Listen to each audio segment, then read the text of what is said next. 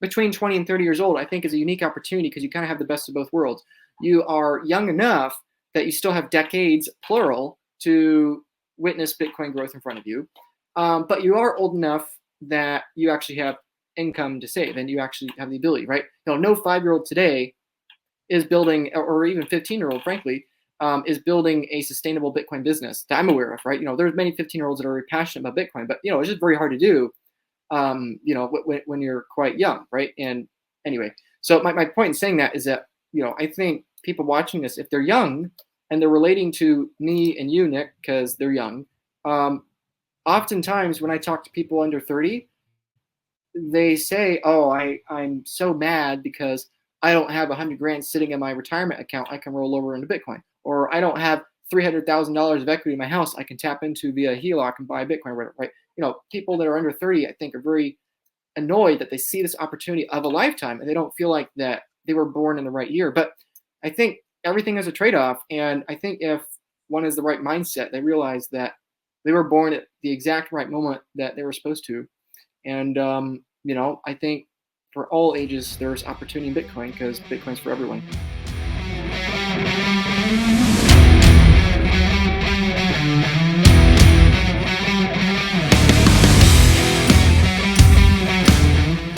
Yo, yo, yo, and welcome back to another episode of the Nyc and Griff Show. Today is just going to be the Nyc Show because Griff is dealing with some family issues. No worries. God bless that guy. He's going to be back.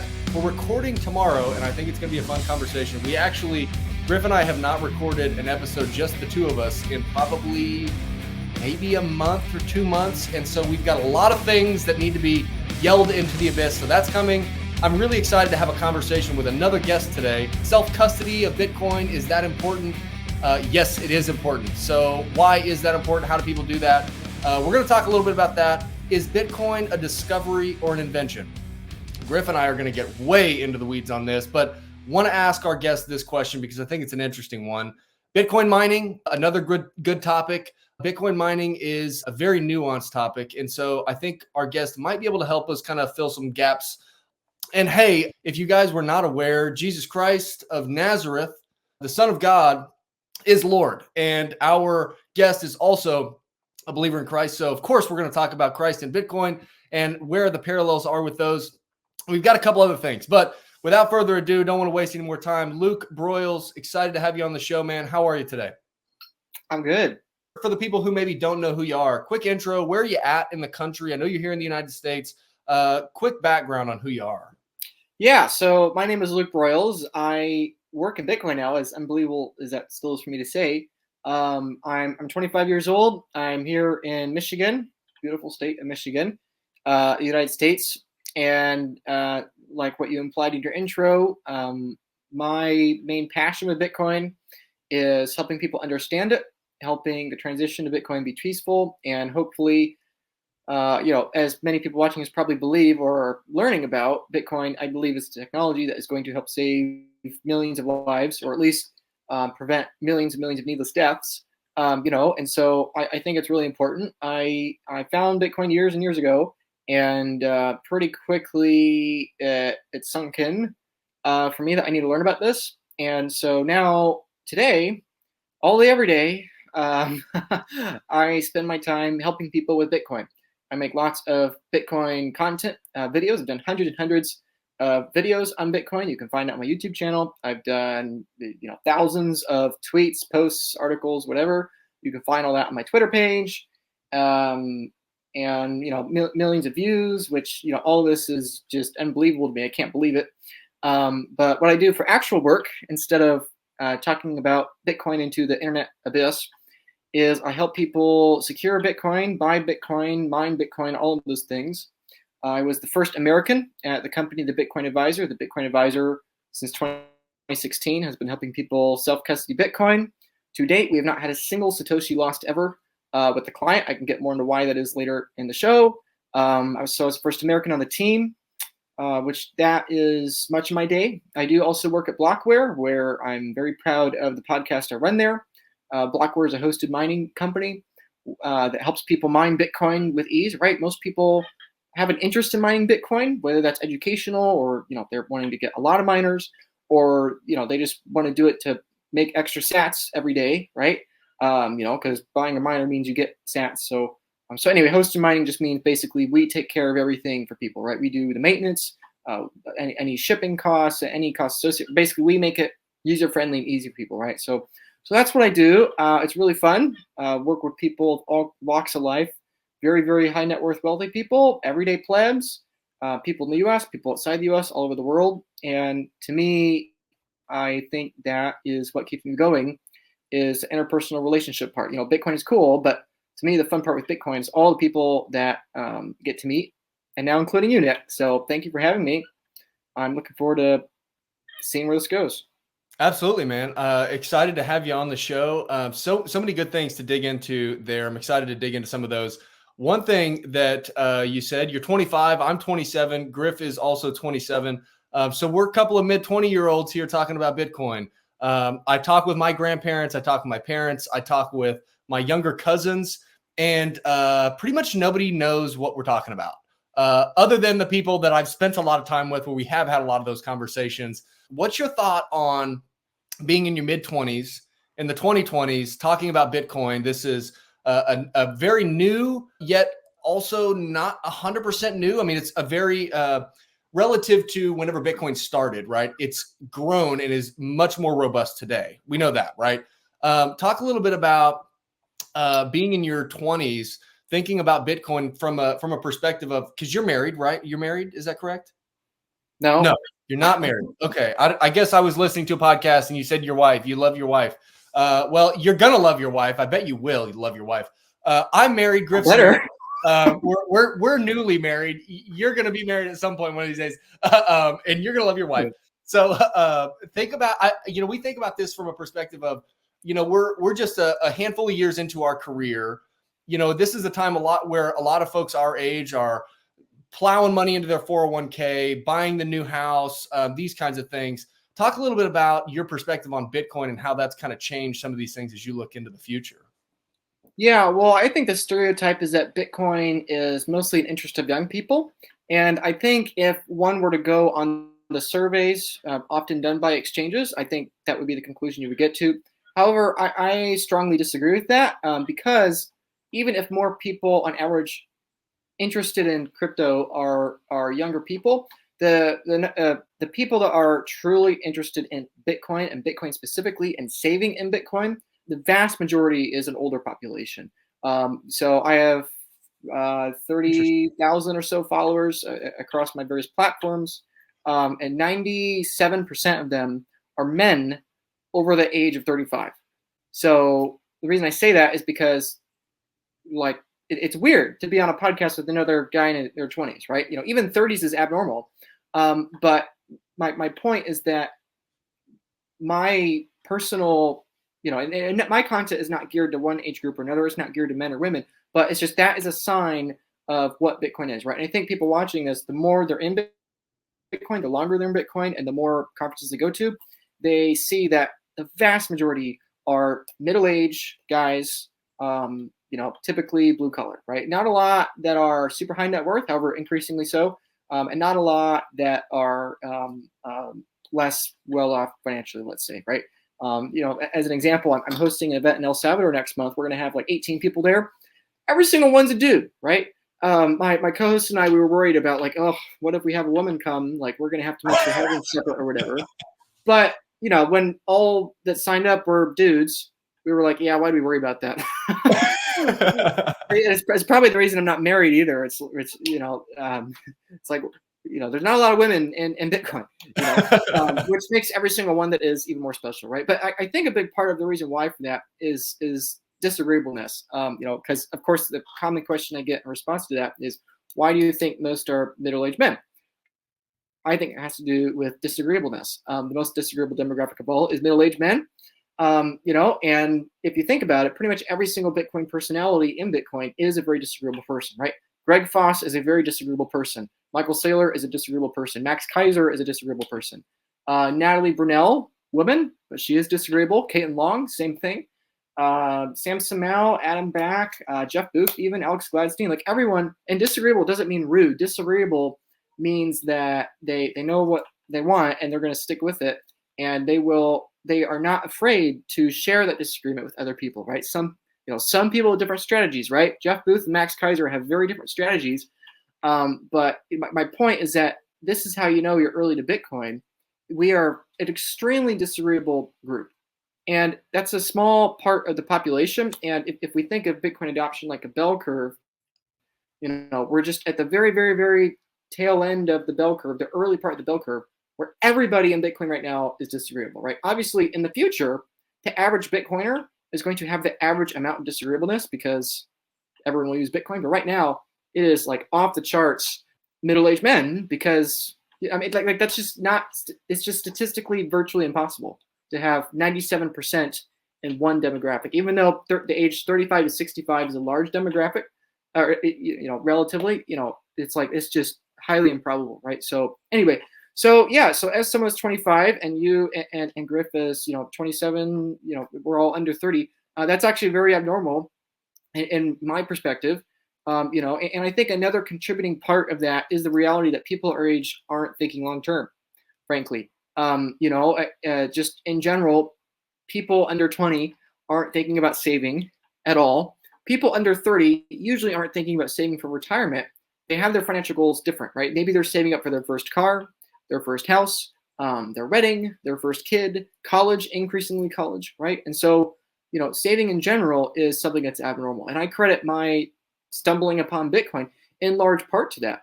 That mindset I had was very different. I was 15, 16, 17, late teenager years. I was wanting to learn about investing, right? This was, basically a decade ago at this point now, which is a little scary to say. Like I was a teenager and I was thinking about like how to save, right?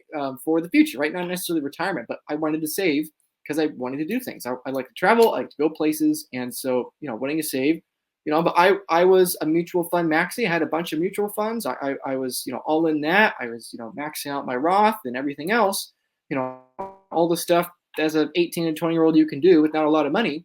And so it was precisely because I was a long-term investor and precisely because I was wanting low risk that I found Bitcoin, right? Again, I think the stereotype is that, crypto, that's just for the young people that are tolerating absurd amounts of risk. But I actually think that true Bitcoiners actually are very, very low risk kind of people, right? For me, I have a single-digit percentage exposure to MicroStrategy, which I'm proud to say because at the time of recording, MicroStrategy is up 16% on the day. But for me, MicroStrategy is my high-risk trade because to me, Bitcoin is safer, right? To the rest of the world, MicroStrategy also is the high-risk trade, but because to them, their bonds are the safe asset, right? To the average person, MicroStrategy is a crazy risk because bonds are safe. But to me, MicroStrategy is the farthest I'm willing to go in the risk curve because bonds are way far on the risk curve that I don't want to tolerate that risk, right? So it's just interesting how the stereotypes are like flipped on their head, I think. But I guess that's my perspective on your question is that I feel very grateful to be young in Bitcoin, right? Everything's a trade-off. People that are 40 years older than me have a lot more Bitcoin than me, generally, typically, right? Obviously not all necessarily. I mean, I've got more Bitcoin than a lot of people that are older than me have worked their whole lives to save up for. And, very often people that are older than me have more Bitcoin than me, right? But more than anything, I have more time than most people have, right? You have more time, right? We have, we have decades to witness Bitcoin purchasing power grow. And it's the funny thing about how the younger you are, the bigger the opportunity for Bitcoin is, right? Even though an 85-year-old might have 10 Bitcoin or 100 Bitcoin, someone that's 5 years old today actually has a bigger opportunity in Bitcoin than the person with 1,000 times more Bitcoin than they'll ever own has, right? Because they have so much more time for Bitcoin to realize productivity of the future for them, right? Which is the crazy thing, right? And so being between 20 and 30 years old, I think is a unique opportunity because you kind of have the best of both worlds. You are young enough that you still have decades, plural, to witness Bitcoin growth in front of you.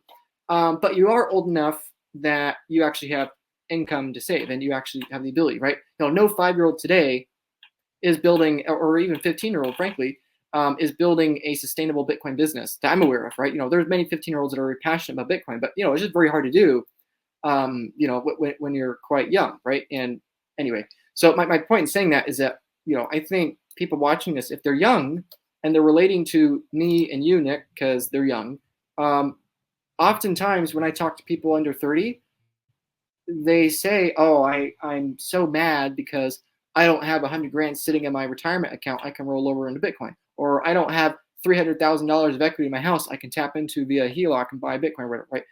People that are under 30, I think, are very annoyed that they see this opportunity of a lifetime and they don't feel like that they were born in the right year. But I think everything has a trade-off, and I think if one has the right mindset, they realize that they were born at the exact right moment that they were supposed to. And I think for all ages there's opportunity in Bitcoin because Bitcoin's for everyone.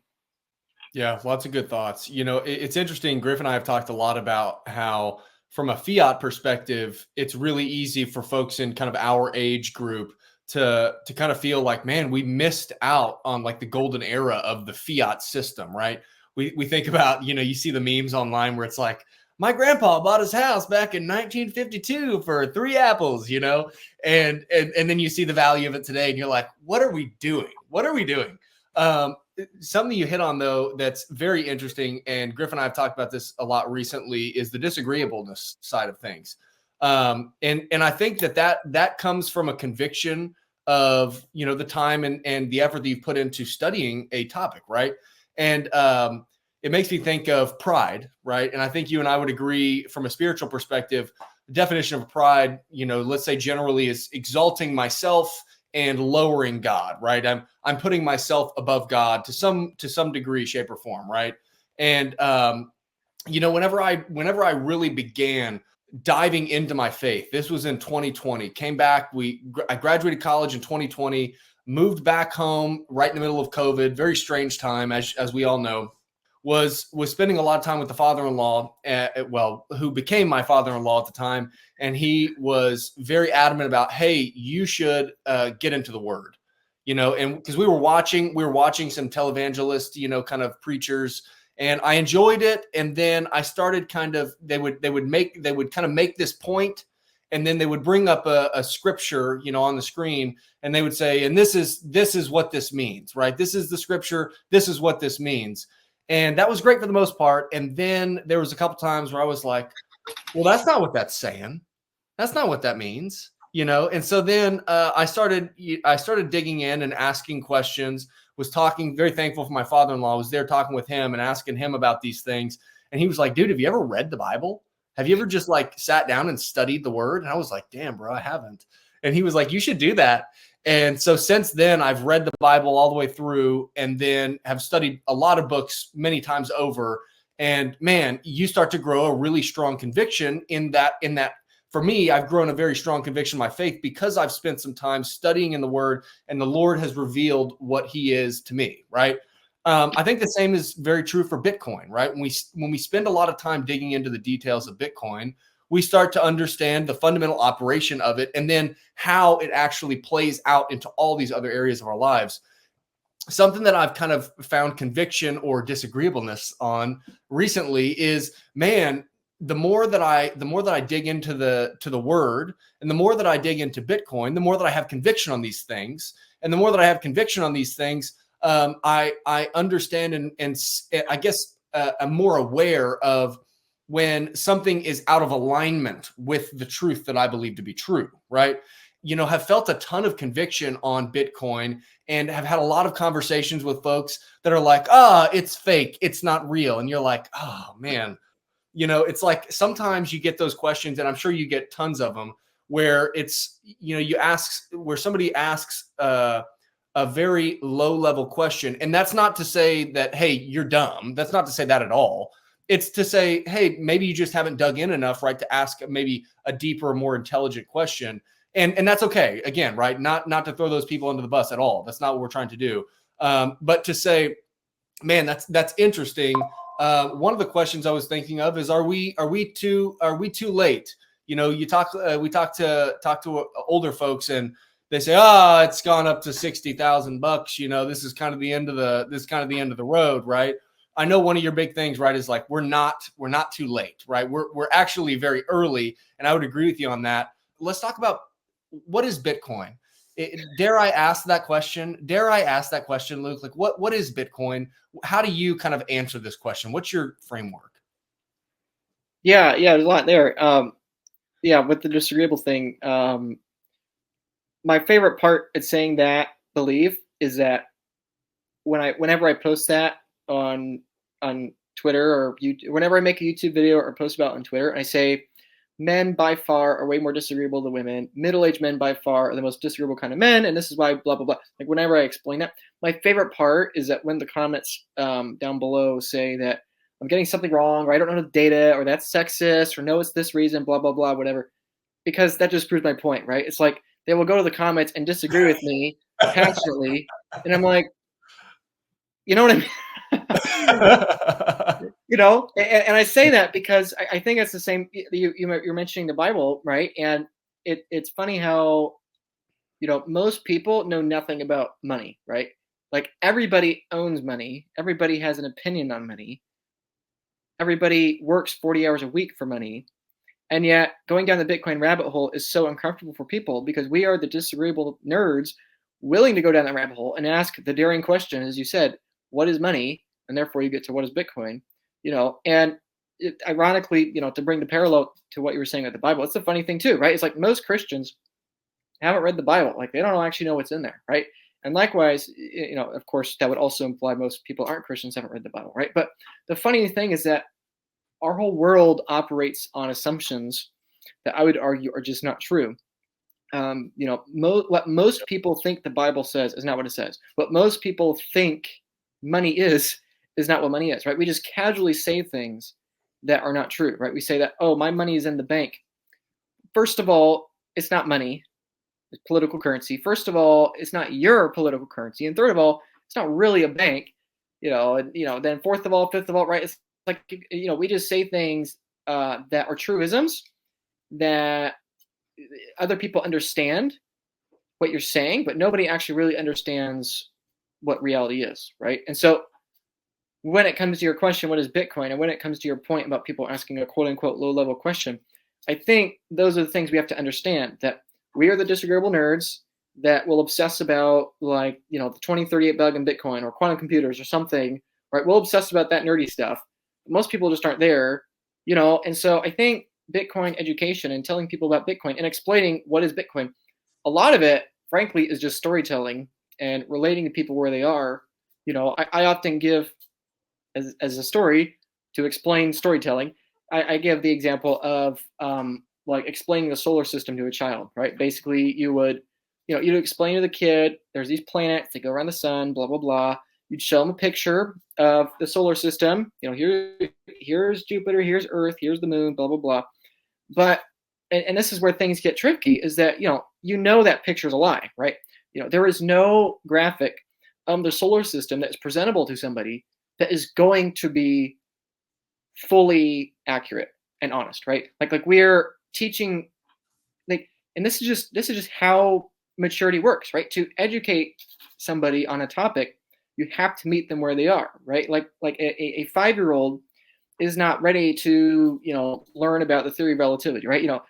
Anyway, so I think that's the point I was making, that when explaining Bitcoin to people, it's like you just got to meet people where they are, and you got to tell them a story that they can relate to, they can understand. And, the hard part is that oftentimes you have to make oversimplifications, right? And the problem is that if no disagreeable people are willing to you need both. You need the people willing to simplify and explain to the kid how the solar system works at a 5-year-old level, but you also need the hyper nerds that know everything about the atmospheric composition of Saturn or whatever to explain all the nerdy stuff, right? And it's the same thing with Bitcoin, it's the same thing with the Bible, right? But the problem is that when you don't have disagreeable people in the church, you just have these truisms that everyone assumes is true about the Bible. It's just not true, right? Including Christians that believe this is what it says, that's not actually what it says. This is what that means, it's not actually what it means, right? And so with Bitcoin, it's the same thing, where people, even in Bitcoin, have these assumptions that just aren't true, right?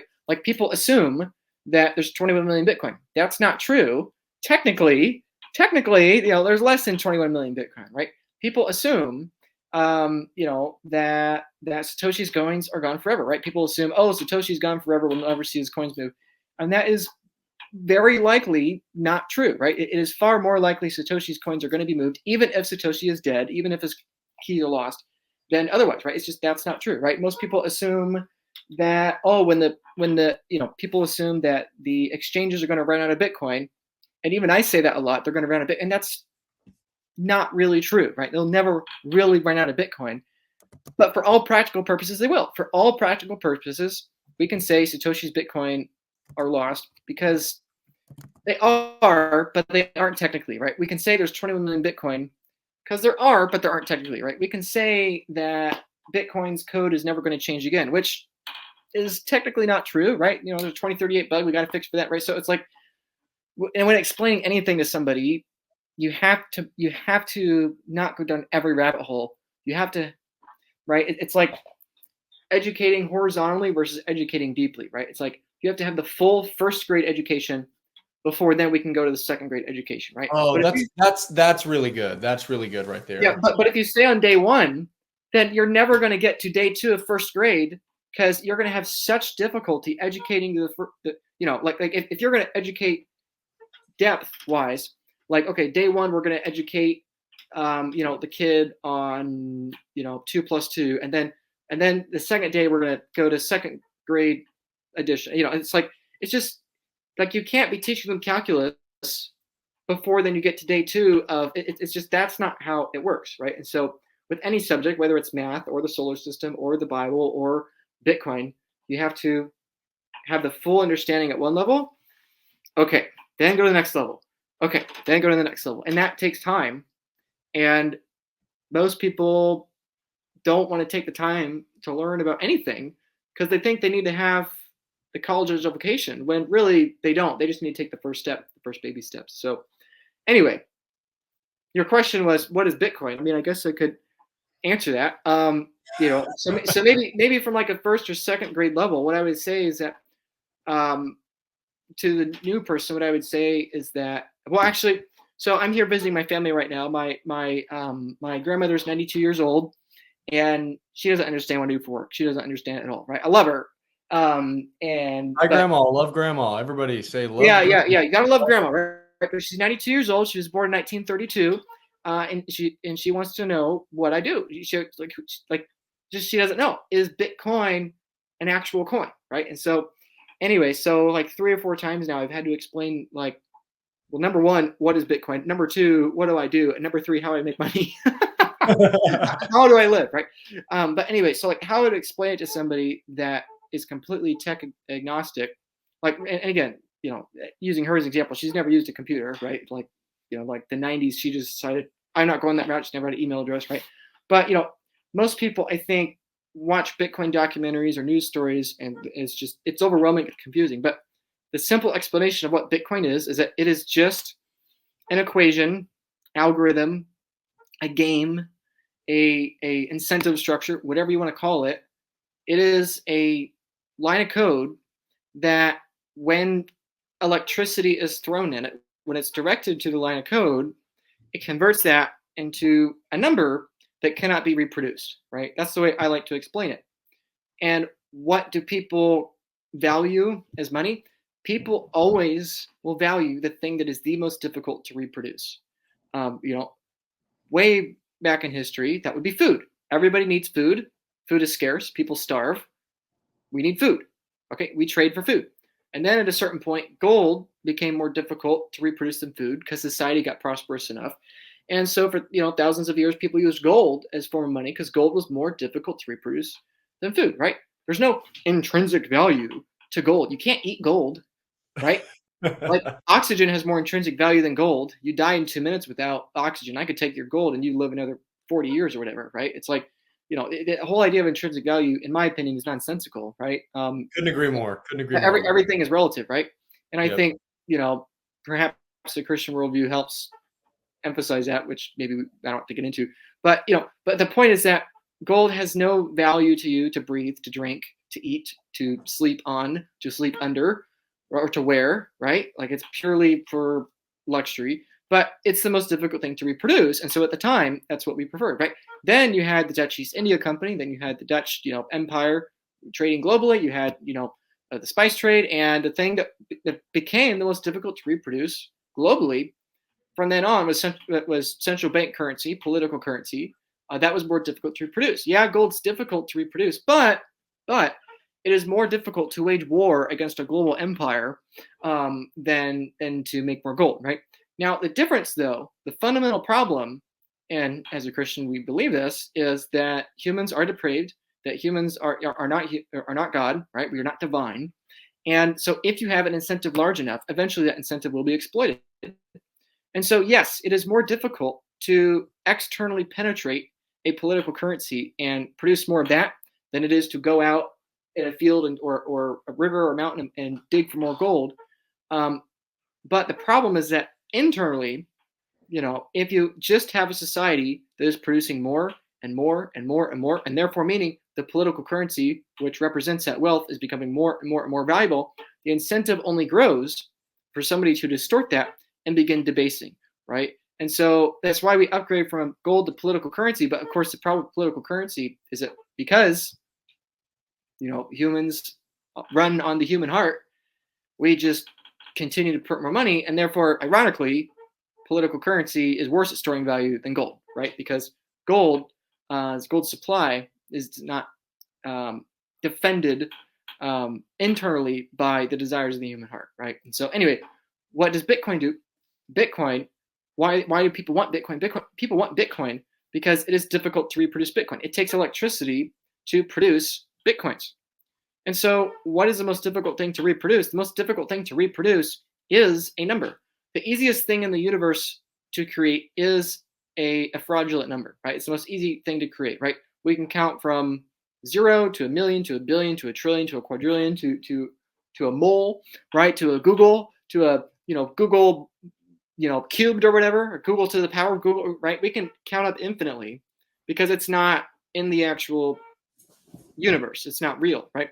But the most difficult to reproduce is a number that can only be reproduced by spending things in the analog world. That is the most difficult thing to reproduce, right? Every single second, 1,000 stars go supernova in the universe. That's a lot of gold being produced. A lot of you can produce more uranium, you can produce more iron, you can build more houses, you can build more smartphones, right? You can make more podcasts.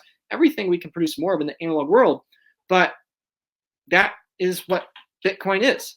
It's an algorithm that converts electricity into a number that's difficult to reproduce. And once you understand that, and once you understand that humans always desire the thing over time that's the most difficult to reproduce, you can begin to understand why the worst savings vehicle in the world is political currency. Political currency is a number that is fraudulent, not attached to the real world, that can be increased up indefinitely.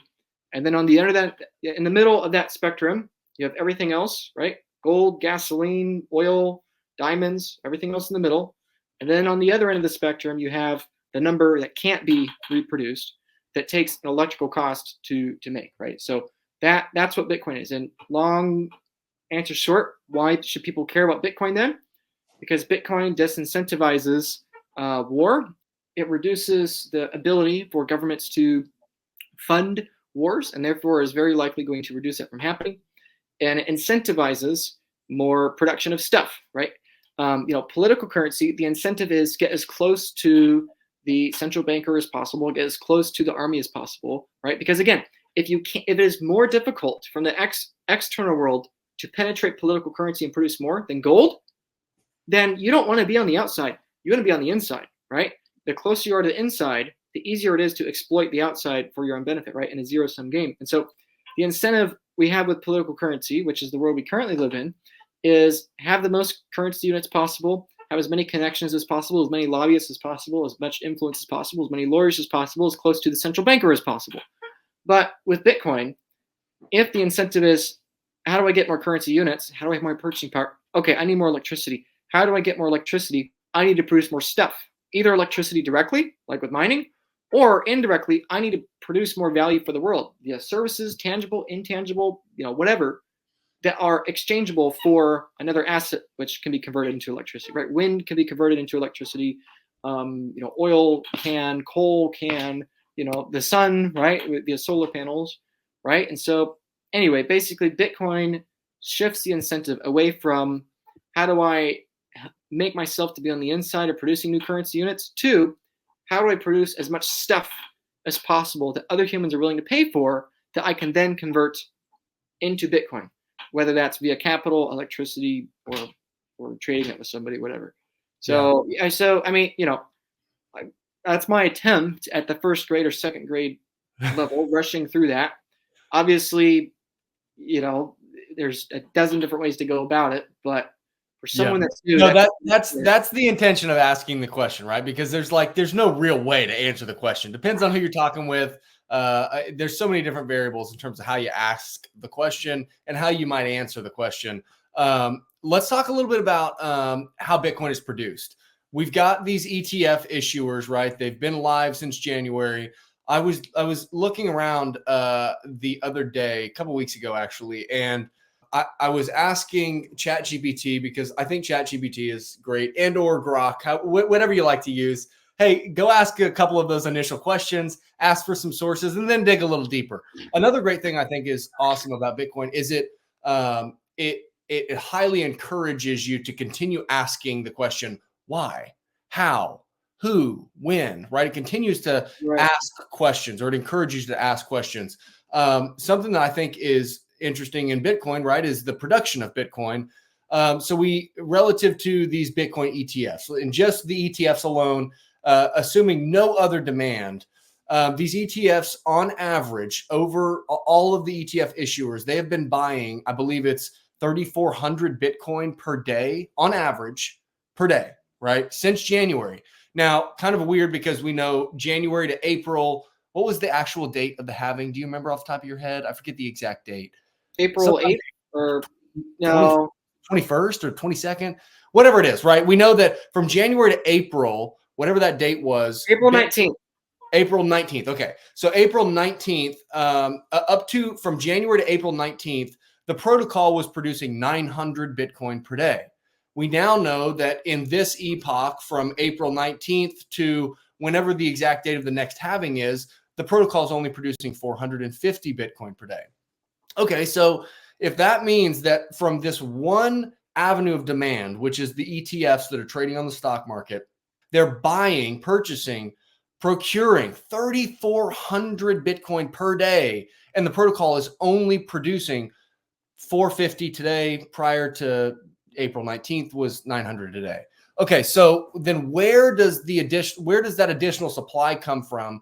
The only real way for that excess demand to express itself is number go up, right? Price goes up, because we know that unlike anything else, whenever more demand comes into Bitcoin, we can't increase supply, right? If the price of gold, quadruples or 10x's or 100x's tomorrow, well, the incentive for gold miners to go out and mine more gold, expend more capital in machine capital, labor capital, all of these different things that go into actually mining gold, well, it becomes more incentivized to do that, because you have more of a profitable outcome for doing that, right? This is not the same with Bitcoin. So thinking about the halving and the difficulty adjustment together, how they essentially regulate the production of Bitcoin, very powerful. Could you give the people a quick thought on what the Bitcoin halving is and what the difficulty adjustment is? I've got my own thoughts, but would love to hear yours. What do you think on those two things? Yeah, can I share my screen? Okay, here we go. So what I'm going to share is, this is mempool.space. I encourage people to check it out. Can you see it? I've got it up here on the stage. Yep. Great. Okay. Awesome. Yeah. So what we're looking at here is the mempool. This is a visual representation of what's going on in the Bitcoin network. This was block 840,000, which is from April 19th. The halving, as you were mentioning. So this is when the issuance of Bitcoin fell down by half, right? So this is the actual block of what it looks like. All of these are transactions. The size is dependent on the size of the data in the transaction, any specific transaction. And so this is the blockchain that we're looking at here that I'm scrolling by, these blocks. And every single one is roughly 10 minutes. Now, the problem is that if you have an asset that is scarce, right, that there's only so many Bitcoin, the problem is that if you can produce them faster and faster, then you can have an advantage, right? So the number one problem Satoshi had to figure out was, how do we make sure there are only ever going to be 21 million Bitcoin, which again aren't technically 21 million Bitcoin. Again, simplifications here, right? This is like second or third grade, whatever, right? So this first question was, how do we have the 21 million Bitcoin? The second question is, how do we make sure those Bitcoin are distributed in a long time horizon, right? You don't want to start out at zero and all the Bitcoin to be produced within the first 6 months, because then it's going to disproportionately benefit the people in the first 6 months instead of forcing adoption to take as long as possible. You want adoption to take a while, right? This is my problem with the accelerationist view of Bitcoin.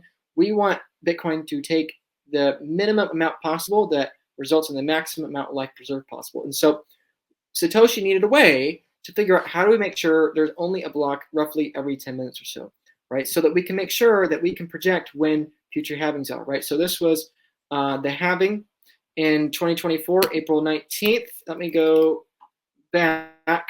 So this was block 170. This is the first block that there was a transaction. So see, this is the block again. Now notice there's not a lot of squares in there because there's not a lot of transactions in there.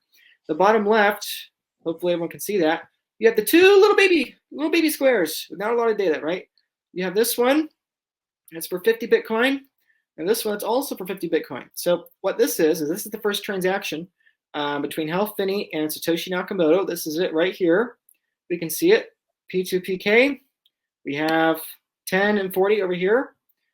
This is, I won't go down the UTXO rabbit hole, but essentially, when you send a UTXO, you can see the whole balance. But anyway, so this is the first one. This was 16 years ago. And so anyway, my point in saying that is that, you can tell there's not a lot going on here. It's pretty boring, right? But again, to go back to 6 months ago, there's a lot more going on, right? There's a lot more blocks, a lot more transactions. So the problem is that, how do we make sure that Bitcoin are distributed over time and not just all at once for the first people, right? And the way, right here, a lot more going on, right?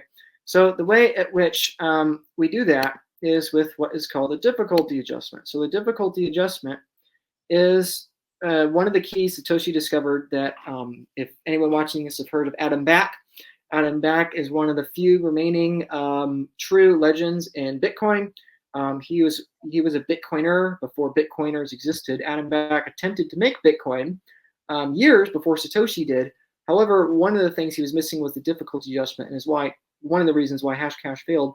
But this is what we're looking at here: difficulty adjustment. Over here on the right-hand side, every roughly 2 weeks, which again, oversimplification, it's not every 2 weeks, it's actually a certain number of blocks, but roughly every 2 weeks, the difficulty of producing Bitcoin goes up or down by a certain amount, right? So right now it is projected that in roughly 11 days, the difficulty of mining Bitcoin will go down by 0.4%.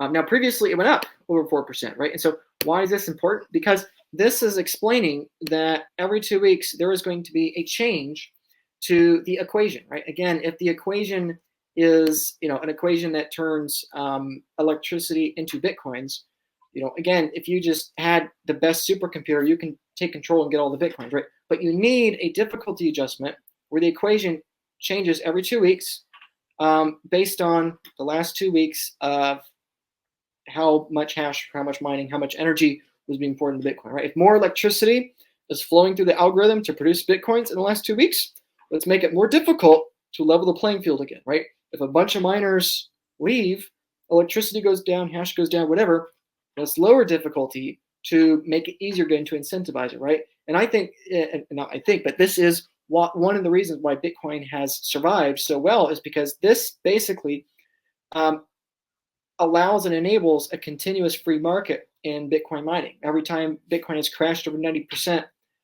in its history, the difficulty adjustment is precisely why miners eventually can become profitable again, and then eventually allow it to survive, right? And likewise, when Bitcoin skyrockets, this is what maintains it to the upside too, right? And so, anyway, you also mentioned ETFs and everything else as far as number go up, which I haven't really addressed. But what I'd say is that I think the simple explanation is that there's only so many coins, and there's only more and more buyers, and so eventually many people say we're going to run out of coins and then Bitcoin price goes up. And that's, again, an oversimplification, but that's largely true. At a certain price, you run out, right? At a certain price, you run out, and the only way to go is up for price. If we can't produce more electricity for the Bitcoin, or if we're choosing not to, and if there aren't more Bitcoin to produce, so we're being constrained in space with the number of Bitcoins, and we're being constrained in time because the difficulty adjustment and block space of actual transactions is limiting us in time. Then the only thing that can change is that value has to go up, right? You have space, you have time, and you have value, right? X, Y, Z axis. And so, it's basically a massive forcing function on price, and is a big part of why you should not trade Bitcoin. You should just hold on to it, because it's very difficult to predict when there will be suddenly a new round of demand that there will simply not be enough coins to satisfy that demand, nor is there enough mining hashers or block space to satisfy demand, right? So there's different avenues that can happen. But yeah, long story short is that, again, people desire the thing that's the most difficult to reproduce. And Bitcoin is the most difficult thing we've ever discovered or invented that is difficult to reproduce, right? And so anyway, yeah, with your ETF point, it is a massive point of demand for Bitcoin. And I think MicroStrategy is of near equivalent importance as the ETFs, maybe not quite as important, but I think that model is also very important, right? All these things basically are new catalysts for demand, and eventually demand reprices upwards, right? There are periods of time where Bitcoin's flat in price for 3, 6, 9 months. There are other periods of time where it doubles in a matter of a few weeks, right? And the free market, human emotion, has a tendency to forget one or the other, right? When Bitcoin is doubled in the course of a month, everybody forgets that it's going to crash or it's going to be sidelined.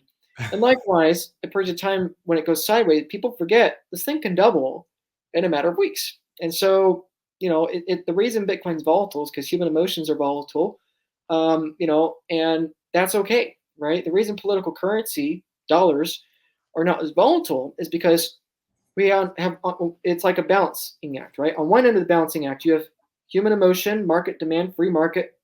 And on the other end, you have the central bank that has their own emotions, logic, and market, right? And so when the central bank, is always trying to counteract the other, that means that you are not, you are going to have a currency that's more stable, like the US dollar.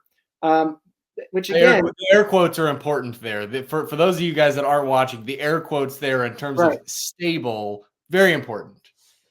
Well, I mean, to be fair, it is more stable, and there is some, there is some use in that, right? Bitcoin is not yet mature enough that it can be used as a unit of account very effectively. But the down, everything's a trade-off. The benefit is because you have human emotion on the inside, the central bank side, also with the external side, that means you get more stability. The problem is that human emotion is volatile. That's what they're trying to counteract. And so then that means that we're going to print more money, and it's not a good store of value, right? And so with Bitcoin, the trade-off is because you don't have humans on this side of the equation, you just have the free market. That's why Bitcoin is so much more volatile than any other asset, because Bitcoin is really the largest free market in the world. It is, some would argue, the only free market in the world. I don't know if I go that far, but it is the largest free market in the world. And it is by far the one that has the least human oversight. And so therefore it's going to be the most volatile one. That's interesting. Yeah. I like to use the mental model of, we've got an economic layer on top of a monetary layer. And in the economic layer, in your sense, right, is kind of the market of sorts, right? The natural or free market, where there are supply and demand stimulants that move price equilibrium up and down within an economy, micro, macro, kind of all together, right? That's natural. There's going to be supply constraints. A factory, something happens at a factory and we're not able to produce as much supply, but there's still the same amount of demand or more demand, and price has to go up, right? The same is exactly true on the opposite end, right? If there's less demand, more supply, price goes down. That's natural, right? That's natural in the economic layer on top of the monetary layer. I think where we run into problems over the long term, and really these are short-term solutions that create long-term bad outcomes, which is when the monetary layer is not a static, so that the economic layer shows what's actually true. But when that monetary layer also has supply and demand stimulus that also manipulates that market equilibrium price up and down. So there, in that sense, exactly what you're saying, I think I'm saying the same thing, maybe in just a little bit of a different way, right? But Yeah. the market, the natural market supply and demand should move price up and down based on all of the different variables. Now, what happens if the unit of account and medium of exchange that we're pricing these things in is also moving up and down? Well, now we're trying to capture or understand the value of things that we need, to sustain a certain standard of living. We're trying to understand the value of that relative to the time and skilled labor that we're putting into the market, which is money. I would say that's a good definite. That's my working definition of money is the time and the skilled labor that we're putting into the market in exchange for money, right? We do that in exchange for money. There's a million different definitions for what money is. I think that's a good working definition. It's very strange. It's very strange when you start thinking about an economic layer on top of a monetary layer, where the monetary layer is not a static, but is also moving up and down in terms of relative value. Something you talked about earlier was intrinsic value. Peter Schiff is yelling into the abyss about, how gold has intrinsic value and, you can touch it and that's why, right? I tend to think that the two best arguments against Bitcoin are intellectual dishonesty. That's a really good argument against Bitcoin. If you just decide to be intellectually dishonest and say, well, Bitcoin's not real. Yeah, okay, well, if you want to believe that, then that's a really good argument against Bitcoin. I don't believe that that's objectively true, but okay, intellectual dishonesty. And then part two would be, what if a meteor the size of the moon hits the earth? It's like, well, okay, yeah, I guess if there's a doomsday scenario like that, Bitcoin doesn't work. But then it's like, well, what are your shavings of gold worth in that situation either? I think that value is relative and or subjective in the eyes of the beholder. We talk about gold versus Bitcoin versus a bottle of water. Well, it depends on what the situation is, depends on who I am and kind of what the circumstance, right? I mean, it's the circumstance, the situation that really determines what the value of something is. We'll just kind of paint some broad strokes. The halving cycle dictates how many Bitcoin are created or produced per every block that's found and added to the blockchain, right? And we know that the difficulty adjustment regulates that every 2016 blocks, or about 2 weeks, like you were saying, that difficulty of producing a block will increase or decrease based on the computational power that's input into the network, and so as to meet the target of 10 minutes. 10 minutes is what the target is for every block to be produced. If it's taking longer than 10 minutes, to the example you brought up earlier, kind of looking at those exact numbers, I think it said it was maybe projected to go down, maybe, what did it say, 0.4% or something? Yeah. That means that the protocol is taking longer than 10 minutes to produce a block. The difficulty is too much, so we're going to reduce that difficulty so that a block is produced every 10 minutes. The exact same is true on the opposite end. If it's taking less than 10 minutes, that means the difficulty is not hard enough. So the difficulty adjustment would be increased so as to hit that 10-minute target. So the difficulty adjustment is dictating that a block is produced every 10 minutes. That changes every about 2 weeks, right? 2016 blocks. And the halving cycle dictates how many Bitcoin are given to that miner, that are produced and given to that miner per block found. And that changes every 210,000 blocks, which is about every 4 years. And man, you've got a really solid foundation for how supply is going to be produced and added into the market, right?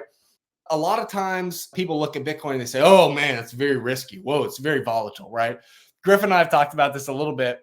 We are like extremely risk off right now. And we're not like naturally and inherently risk off.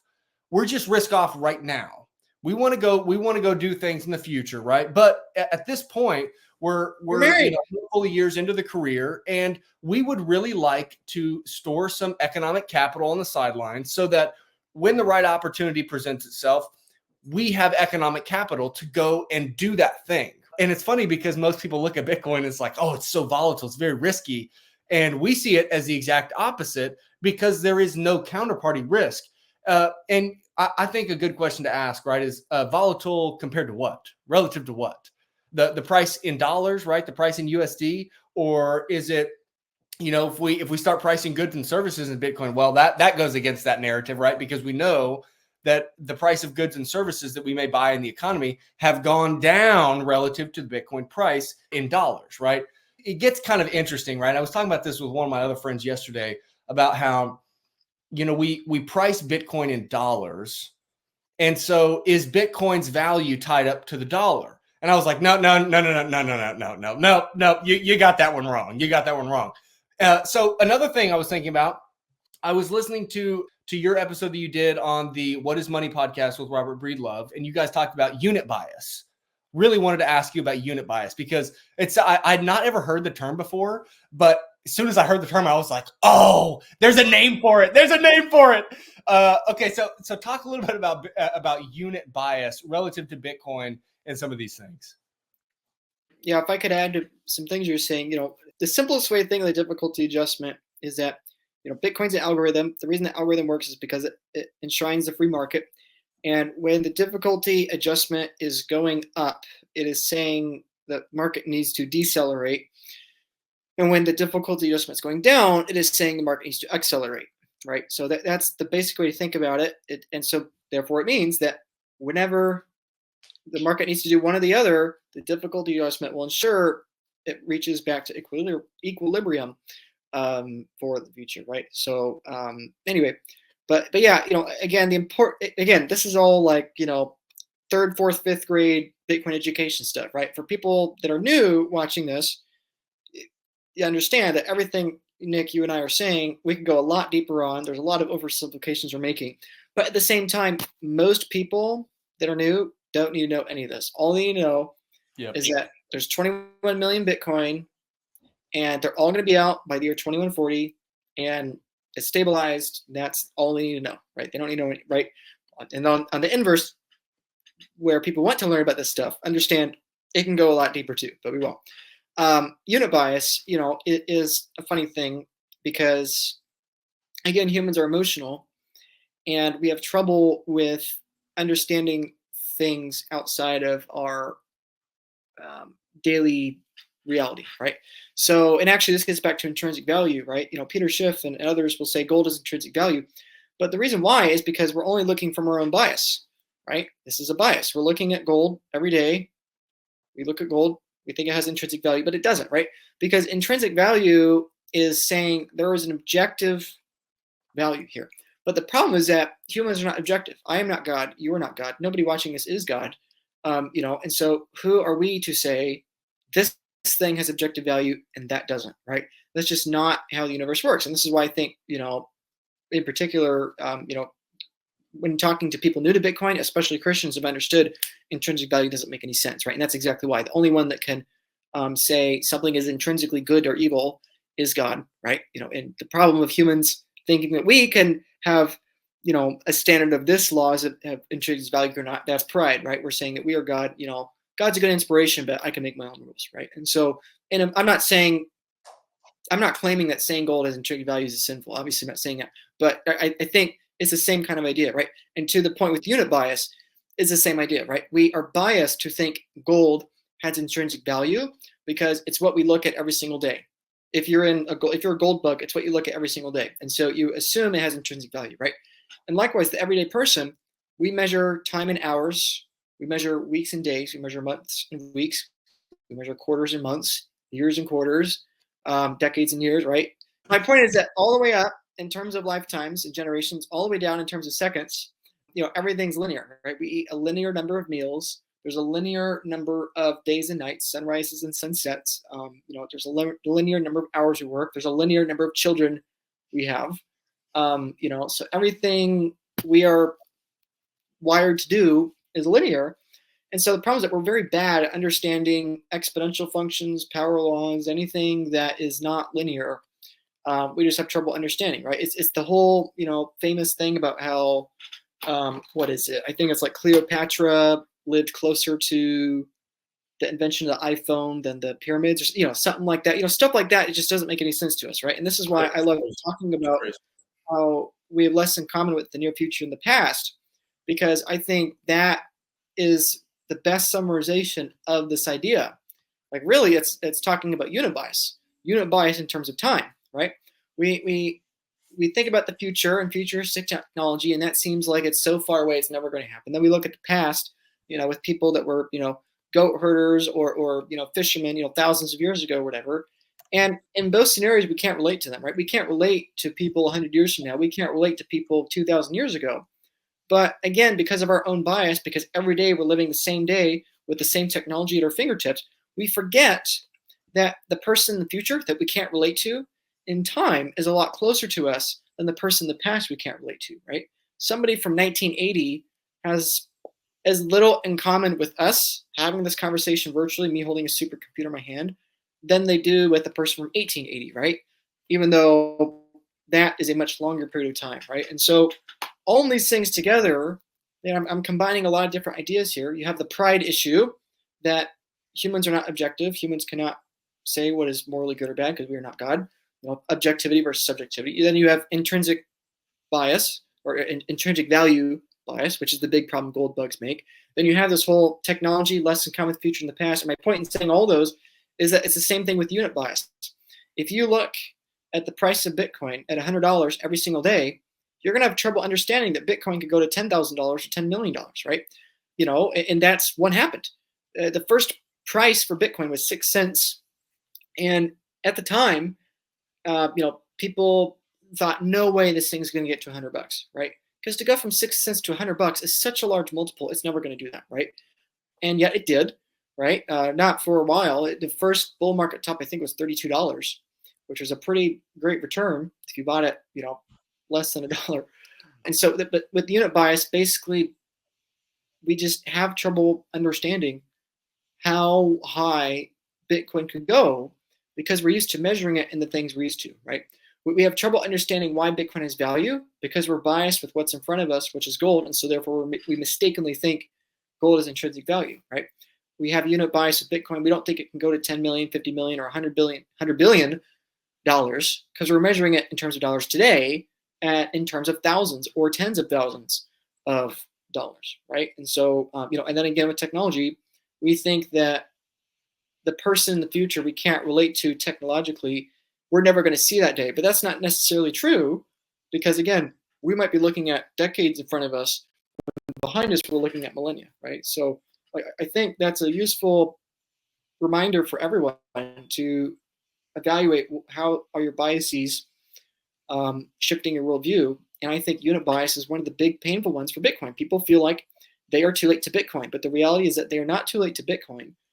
As long as there are more and more people producing more and more stuff, more and more value, and Bitcoin remains an algorithm that produces a number as a function of electricity, then that number, that numerical system, that algorithm is going to be worth only more and more as we produce more stuff that denominator will then include, right? So yeah, and I think this is a really big problem. I think it's the biggest problem in Bitcoin. Everyone's concerned about, oh, I don't understand the difficulty adjustment. I don't understand, how is Bitcoin good for the environment or this or that, or, it's going to be used by terrorists. Or I think any concern someone has with Bitcoin really is downstream of them believing that they're too late to Bitcoin.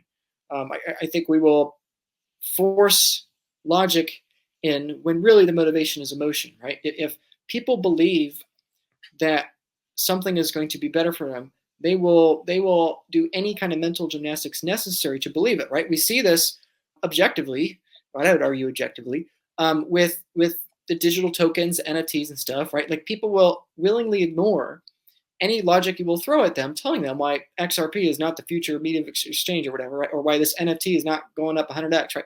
People will ignore any logic you throw at them because they don't realize or they don't want to admit that their emotion of wanting to believe they're going to get rich on this thing is leveraging quote unquote logic in their thesis, right? And likewise with Bitcoin, it's the opposite in that everyone thinks they're too late to Bitcoin. And because they think they're too late to Bitcoin, they are willing to latch on to any argument against Bitcoin necessary to give themselves the emotional excuse to not buy it, right? Because if they actually understood they might be able to profit from this, then their minds would naturally rewire themselves to understand I should take time to invest in this, right? But if they can shrug their shoulders and write it off because of some excuse that, again, is a talking point they've heard, then it is a path of least resistance for their mind and for their emotions. And so that's the way they'll go. And I'm saying all this, not saying I'm any better. I'm very aware of all of this because I've lived through all of this, and I recognize it in myself every day. And so anyway, I just want to clarify that I'm not saying Bitcoiners are smarter than everyone else. It's just Bitcoiners are disagreeable enough to disagree with themselves, which again is a big part of why disagreeable people are more commonly in Bitcoin, is because we disagree with others and ourselves, and so it's perfectly logical why disagreeable people always adopt new technologies first, is because they are willing to question their biases and assumptions first, whether that's intrinsic value, unit bias, anchoring bias. There's all kinds of ones, right? So, anchoring bias is price related, being that I remember when Bitcoin price was down here, and that's my anchor for what it's valuable, right? So they're similar. I often use them interchangeably because, again, as an oversimplification, people know what I mean, right? But both of those biases are very similar, go hand in hand. People will say in the same sentence, I am too late to Bitcoin because it was $500. Now it's $500,000. And I could have had one coin, but I didn't, right? That's both unit bias and anchoring bias, but it's the same emotional problem people run into. Is Bitcoin, or was Bitcoin, a discovery akin to the discovery of fire, the wheel, or was it an invention like a light bulb or the internal combustion engine? And a couple of thoughts, I guess, before we get into it. Jack Mallers likes to talk about, Bitcoin is a technology or money is a technology. I think that's an interesting framework. I think that's a good one to think about. I think there's probably good cases to make on both sides. Bitcoin is a discovery in the sense that, Satoshi put all these pieces together in a certain way. Michael Saylor, he talks about, we've been rubbing sticks in digital cyberspace for however many years, right? And Satoshi putting Bitcoin together a certain way, that was the first spark, right, in digital cyberspace. I think that's interesting, right? That's an interesting mental model to use to think about Bitcoin as a discovery, but also Bitcoin was a man-made thing. It was an engineered thing. And the next logical step of so many decades of work that had been done prior to that in computer science and cryptography, ultimately, it required Satoshi to get in there and put it all together in a certain way for us to realize that it was possible. And I don't know, maybe I'm making a case to say that Bitcoin is a discovery. I don't really know if there's a clear or definitive answer. We talk a lot about, from a faith perspective, premillennialism, postmillennialism, millennialism, right? Or we talk about, what happens to the poor kids out on an island that have never touched with the rest of civilization. Are they going to go to hell if they don't know about Jesus? Man, I don't know. The main thing is, though, these are non-structural issues, right? Whether we think Bitcoin is a discovery or an invention doesn't really change. It doesn't actually change at all the fundamental operation of Bitcoin, what the protocol is, how it operates, right? But definitely interesting conversations in terms of understanding what Bitcoin is in whole. And then also from a spiritual perspective, right? We talk about all these other things that are non-structural, very interesting conversations as well, and encourages more questions to be asked, right? How, why, who, where, right? Let's dig into the word and let's find where these things talk about this idea, right? Whatever this topic is that we might talk about, let's go and dig into the depths of the internet and find where people have communicated and talked about these ideas in the past. What do you think, Luke? Is Bitcoin a discovery or is it an invention? Yeah, this is one of those things that the 9th to 12th graders argue about that most people don't care about, right? Most people never know how Bitcoin works. Most people will never know what the difficulty adjustment is. Most people never know, what the current block reward is. Most people will never know or debate this, but I do love debating it because most people in Bitcoin right now do know these things and do care because we're in the very, very early group of people that actually care about it, right? I suppose my view is the glass half full or is it empty, right? It's both, right? Or actually, I have one right here. Funny enough, I didn't plan that, but is it half full or is it half empty? Technically both, right? it's a more rhetorical question if you're an optimist or pessimist, obviously, right? But I think it's the same thing with that. I mean, is Bitcoin discovery? I think it is. Is it an invention? I think it is, right? Like, was gold a discovery or an invention? I mean, the gold was a discovery because we didn't make it, we found it. But using gold was an invention, right? A gold coin is an invention, a gold bar is an invention.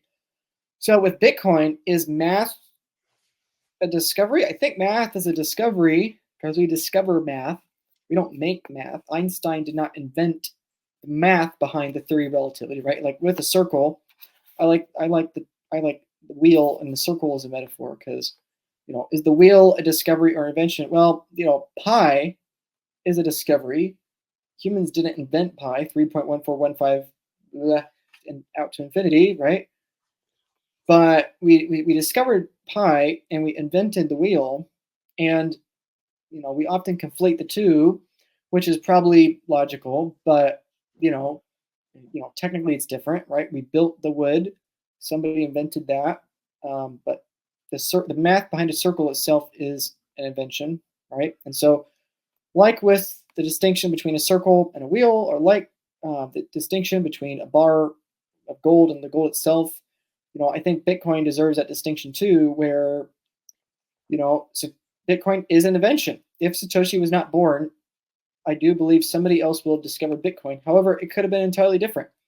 It could have been 84 million Bitcoins, and we would have then a block reward of 4 times as much, assuming it was the same timeline. Maybe instead of 32 halvings, it would have been 50 halvings or 64 halvings or whatever, right? I mean, lots of things could be very different, and things have, like, this is objectively true because we have changed things with Bitcoin, and there will be more hard forks in the future. So Bitcoin is an invention. Somebody invented the code. Somebody invented the numbers, and it's part of what Satoshi's brilliance was that he seems to have invented it right the first time. But at the same time, it's a discovery because what was discovered with the invention was the concept of mathematical scarcity, or scarcity of numbers, right?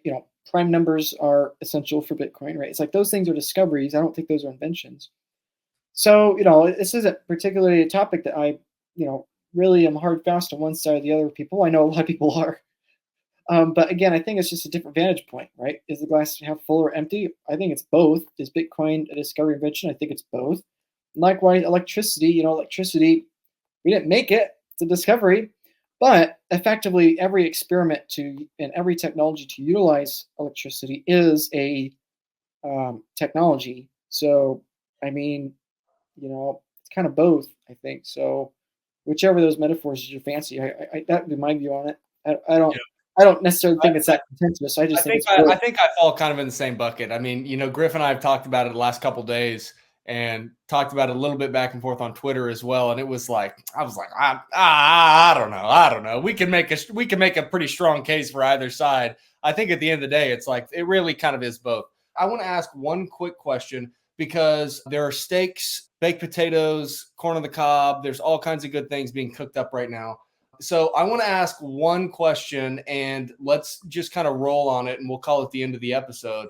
What kind of parallels do you draw between Bitcoin and the Bible? Well, I mean, we all want truth, right? I think people are pursuing truth if they're trying to learn about Bitcoin, right? Like, I mean, what, you're going to pursue lies? I mean, the most encouraging thing to me in all Bitcoin is I see a lot of people learning about Bitcoin, wanting to learn more about the Bible or faith or going back to roots, tradition, religion, whatever they want to define it. Obviously, Jesus is the most important thing of all to me. I think the big parallel is understanding that humans fall short of the glory of God, meaning that humans are corrupt, right? If humans were not imperfect, there would be no need for Bitcoin. Like, you wouldn't need it, right? Because again, like, if every person was perfect, you would have a political currency system that wouldn't need to be adjusted. Like, it would work. It would be a perfectly moral, perfectly just, perfectly fair currency system defended by a centralized government. And that would be fine because there wouldn't be a corrupted heart or corrupted emotions, whether by active malice or just by incompetence and not being omnipotent. then we wouldn't need Bitcoin. Humans would solve that problem, right? The only reason Bitcoin is valuable is because it better reflects the attributes of God. Math, again, discovery, actual math, actual physics, the actual universe is better at reflecting God than our attempts to recreate it, right? And so why is Bitcoin better? Bitcoin is better math. Bitcoin is better math than political currency. Why is it better? Because humans can't disrupt it. Right? The whole point of Bitcoin is remove humans from the equation. Money is corrupt right now, and money is corrupt because humans are corrupt. Remove humans from the equation, and now you have money that's not corrupted. Right? Bitcoin's not divine. Satoshi was not God. Satoshi was not the second coming of Christ. People that worship Bitcoin are making a critical error in their judgment, both on this side of death and on the other side of death. Unfortunately, that needs to be clarified. Or not unfortunately, but the reality is that has to be clarified. Bitcoin does not possess divinity. Bitcoin is lacking of human distortions and that corruption and malice, right? And so I think the parallel is it is a humbling experience coming to Bitcoin, because to be a Bitcoiner is to inherently admit to the world and to yourself, you are not worthy of controlling the monetary policy of the world, right? I, Luke Broyles, am not worthy to control the world's money, right? You, Nick, are not worthy. Every single person watching this, whether they admit it or not, is not morally worthy. From a perspective of competence, they are not worthy.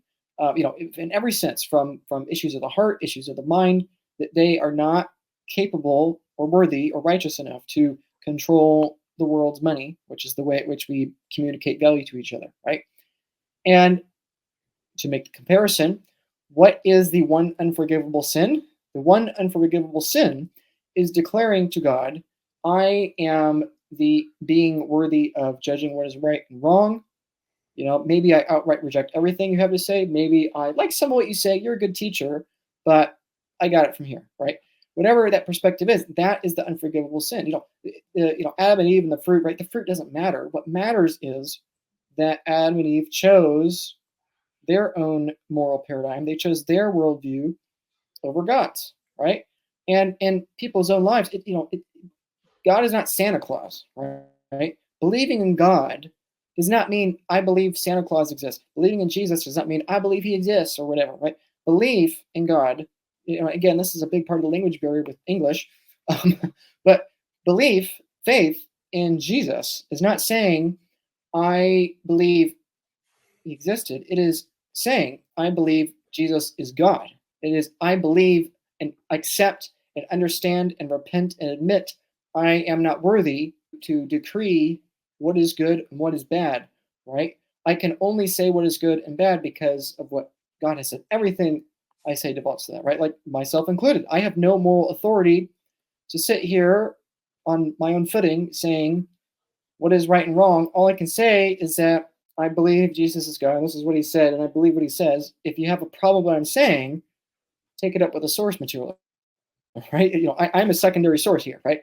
And you can say I'm hateful or closed-minded for saying that, and that's fine. But understand that that's what you're saying in the source material. I'm just parodying what the source material says, right? And so all that to say is that the funny thing is that most people are not willing to admit and to humble themselves and say, I am not worthy to control money. What is the human thing to do? We say, oh, those freaking Republicans, those darn Democrats, those communists, those capitalists, blah, blah, blah, blah, blah, those dang boomers, those dang millennials, whatever. Those people have it all messed up. If I was president, everything would be better. If I was in charge, everything would be better, right? Blah, blah, blah, blah, blah. That's the human thing to do. Obviously, there's some merit to that because there's a lot of corrupt people in positions of power, and people that are less corrupt would be better leaders.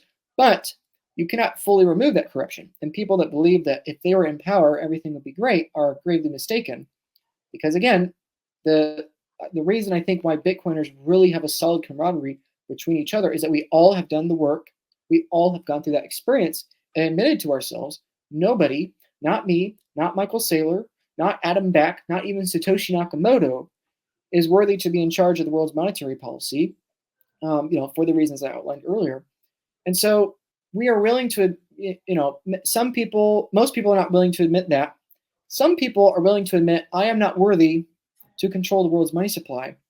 but they still might be saying to themselves without realizing it, I think I'm the final say. I think I'm the final judgment on what is good and what is evil, what is moral, what is corrupt and what is righteous, right? And so I think both have that same humbling experience where in both cases you have to admit you're not the center of the universe. You're not able to decree monetary policy for yourself or the world. And you likewise are not worthy to decree moral authority to yourself or the world, right? And so I think that is a similar experience. Obviously, the latter is infinitely more important because ultimately Bitcoin only exists within that frame, right? So that would be my personal perspective on it. And I think that is the come to Jesus moment and the come to Bitcoin moment is humbling oneself and admitting that they should not be in charge and admitting that they are not worthy enough and good enough to be in charge. And so with Bitcoin, what that means is that the way to overcome that is to quote unquote believe in Bitcoin and believe, I think, an algorithm that is outside human control, including my own control, is going to be better aligned incentives for me and the whole world. And therefore, you adopt Bitcoin by selling other assets or selling, whatever is controlled by human beings, whatever is corrupted by human beings, and buying that, right? And likewise, with Jesus, the come to Jesus moment is basically admitting, I am not worthy, Lord, to run my own life or other people's lives. Like, who am I to say what is good and evil? Dust to dust. And you are the one alone that is worthy to say what is good and what is evil. And if I don't understand why you say that, it's just because I haven't thought enough about it. I haven't studied it enough, or I'm a finite being, right? And so that is the difference, right? But believing in Bitcoin does not mean. And again, this is where people misunderstand things, right? Most people equate believing in Bitcoin to buying Bitcoin. Not everybody that owns Bitcoin believes in Bitcoin, right? A lot of people, the majority of people that own Bitcoin, and again, this might be controversial to people, but I'm going to say it because I believe it is true.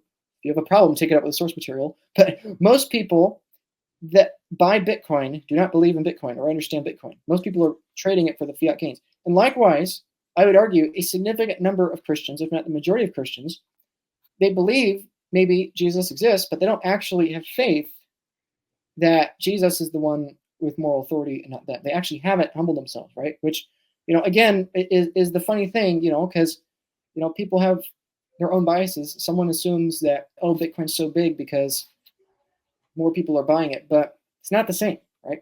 It's not the same. And most people have a bad understanding of it. Most people that aren't in Bitcoin assume when you buy Bitcoin, that's it. Like, no, it's not. It's understanding prices follow the marginal cost of production and everything is trending towards zero against Bitcoin. It's not just buying Bitcoin and holding it for the next 3x to when you're going to sell it, right? Likewise, most people look at Christians and say, oh, being a Christian is just a matter of believing that Jesus existed. No, it's believing that he existed and that he died to shed the blood, the perfect blood, for the sins, trespasses, and corruption of man. And it's not believing he exists like the tooth fairy or Santa Claus. It's believing in the promise of Jesus, right? He's the way, the truth, and the life. If you disagree with that, if you think he's merely a good teacher, then unfortunately for you, you're going to have to take that up with the source material because that's what he said. That's what they killed him for, right? You can't just magically say, "Oh, I like the teaching of Jesus," but he was a little closed-minded. The idea of seeking truth is a really good parallel to make, right? We know Bitcoiners, how we may define that. We didn't define that, but we'll leave that for another conversation. But Bitcoiners, right, we're seeking the truth, right? We're trying to figure out what's at the bottom of this thing. And I think the same we could probably say for Christians, right? And you just mentioned it, John 14:6, right? Jesus says, I am the way, the truth, and the life, right? Only by coming through me can you go to the Father, right? I enjoyed the conversation, Luke. If somebody else listening or watching enjoyed the conversation, where can they find you? Where can they get connected with your material? Yeah. That just to add one more thing. That's a funny thing you said there. The people the Bitcoiners dislike the most are the altcoiners, right? The fiat currencies are the actual currencies that kill people, right? Solana's never killed anybody, right? But why? But the funny thing is that the Bitcoiners make an effort to separate themselves from every other crypto token, right? And the reason I bring this up is what you're just saying, quoting John, was that Jesus was the same thing, right? A lot of people want to conflate Bitcoin and crypto. A lot of people want to conflate Jesus and every other ancient prophet, let's say. But the funny thing is that Jesus, just like Bitcoiners, made it very clear, I am me, they are them, we are different. You cannot believe in both, right? And be intellectually honest, right? And so, I think that's a funny thing that most people in Bitcoin want to mesh the crypto and Bitcoin together, right? And most people, when it comes to Jesus, want to mesh, oh, Jesus is good teachings along with the others, right? And the deeper down the rabbit hole you go on both, the more you will understand that you're not being intellectually consistent. It makes absolutely no sense to say, I'm in Bitcoin, but also XRP. People can find me. They can find me on YouTube. My name is Luke Broyles. You see it on the screen here, right above. Broyles. You can find me on Twitter. Please don't follow one of the scammers that's pretending to be me. So you can find me on Twitter. You can find me on YouTube. That's where you'll find my most frequent updated content. Or you can find me at my website, lukebtc.com, down here if you want to hire me. Or you can find me at the Bitcoin Advisor or at Blockware. We didn't even talk about Bitcoin self-custody stuff, but I highly encourage people, everyone watching us, get your self-custody down, learn about Bitcoin self-custody, reduce single points of failure to 0. Please do it. I cannot overemphasize the importance of this if you are in Bitcoin. Most people are not prepared. I firmly believe 90% of people in Bitcoin today are going to lose at least 1/3 of their stack in the coming few cycles. Please lock it down, right? That the trade-off of being extremely early to Bitcoin is that it's extremely likely you're going to lose it, right? Pretty much everybody from 2010 lost it. Pretty much everybody from 2011, 2012, 2013, 2014. Like today is no different, right? We are way closer to being as early as the people in 2013 and 2010 than the average person in the future, right? And so, if you are not taking your Bitcoin custody seriously, if you still have it on exchanges, if you still have only single SIGs, if you still only have hot wallets, if you're all in one custody model, and you aren't putting in at least 10 hours a week to learn about Bitcoin self-custody, then there are unknown unknowns, right? And the people that have studied Bitcoin all the way down to the 12th grade level will take it from you if you're only at a 4th or 5th or 6th grade level, right? And so what we do at the Bitcoin Advisor is we have custody solutions with 0 single points of failure. So even if and when mistakes are made, the Bitcoin is fine, right? I make mistakes, right? But the reason in which we've had a literal 100% success rate for hundreds and millions of dollars of Bitcoin since 2016, it's not because we're magic, and it's not because we have the best education in the world, but it's because we help people set up custody solutions with 0 single point of failure. Meaning that eventually, again, when humans make mistakes, because for all the reasons I was saying before, we will make mistakes, you're protected, right? So anyway, sorry to add that on to the end there, but I think all that's important. So yeah, find me on Twitter, find me on YouTube. If you want to take Bitcoin self-custody, feel free to reach out, or maybe they'll see me again on the show. I enjoyed it. Thank you for having me on. Absolutely, Luke. Yeah, it was a pleasure. Excited to have another conversation. Maybe the next time we'll have Griff on with us as well. But appreciate you coming on today, and we'll talk again soon, man. What another fun conversation. Excited to have Luke on the show. To his point there at the very end, take custody of your Bitcoin. If you've got it on exchange, what are we doing? Why are we doing that? Don't do that. Take it off of the exchange. You got a Coinbase account? Cool, bro. Stop what you're doing. Think about this. Take custody of the hardest form of money we've ever had. You got to do this. Very fun conversation. Enjoyed all of it. If you guys are not watching, we do have video on Spotify and on YouTube. So go see us on all those platforms. We love to talk with people on Twitter. You can find all of our links at nycandgriffshow.com. It's NYCANDGRIFFSHOW.com. Go find all of our links there. We'll talk to you soon. Peace.